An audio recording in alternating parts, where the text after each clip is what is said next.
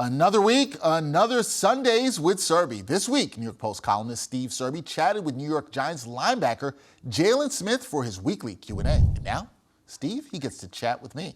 Steve, how was your week? Excellent. If I chat with you, it makes for a great week. Well, I'm very honored that you would have that with all the people you talk to, all the Q&As that you do. You are still excited to talk to Dexter Henry. I'm appreciative of that. Thank you. Well, I'd love to do a Q&A with Dexter Henry for sure. We got to do that. That would actually be really fun. I think that would be really, really fun. And I feel all right, while I got you here, 3 dinner guests. Who do you got? 3 dinner guests. All right, to kick this off. Me and 2 others, I would think. I wasn't bringing you out because we're just going to do dinner another time. Does it have to be people living, or could it be? No. Okay. Dead or alive.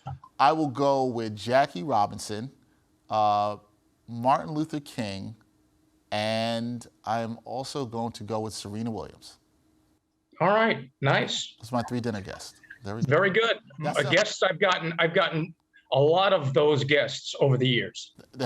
You've been doing this for a long time, so I'll just leave it at that. I'll say you've been doing this for a long time. You got a lot of good guests. But this week, your guest was Jaylon Smith, right, Steve? And Smith, he suffered a knee injury during his last year in college. Was with the Cowboys for 5.5 years before his time now with the G-Men. How does he view his NFL career and his new opportunity with the Giants?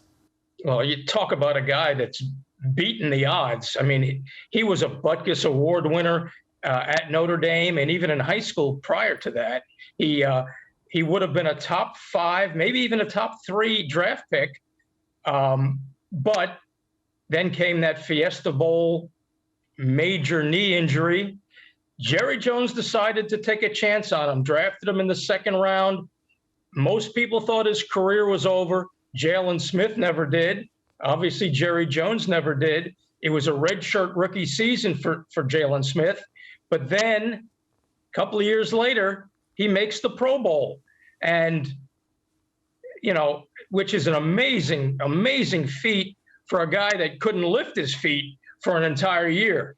So, but then it started to slide downhill a little bit for him. He thought he'd be a Cowboy for life.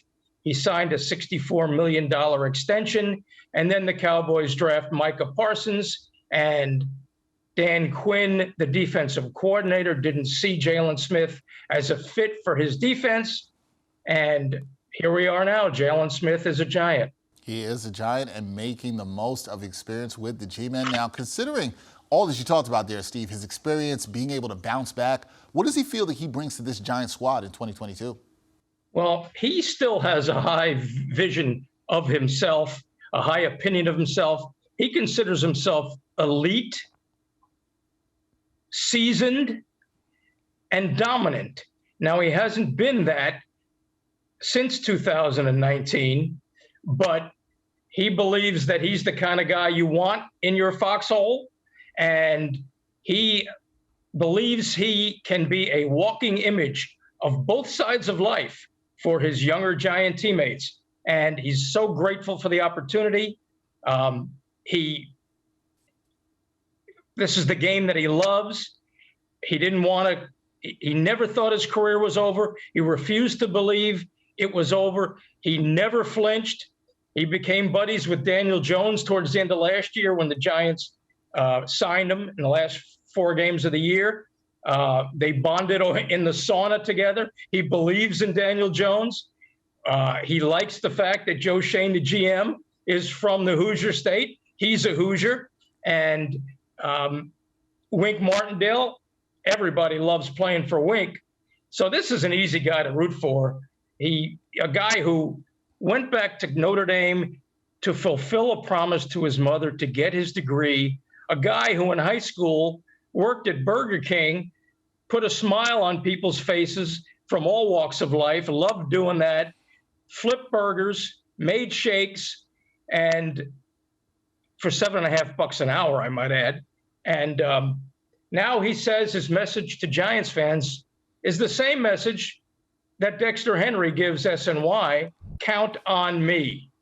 That is not the message I give, but What I did take from what you said he's elite, he believes he's elite, seasoned, and dominant. And I feel like those are the words to describe Steve Serby in terms of his time as a columnist at the New York Post and also the Q&As. It's always a great experience with the Q&As. No, I'm gonna remain humble, even if I believe every word you just said.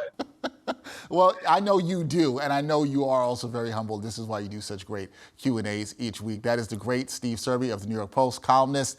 Great Q&As. Check that one out with Jaylon Smith. And hopefully the next couple of weeks, Steve has some more questions for me. We'll continue this Q&A with me. He'll have some other good ones for me. Thank you, Steve. I'll work on it right now. Thanks, Dex. Appreciate it.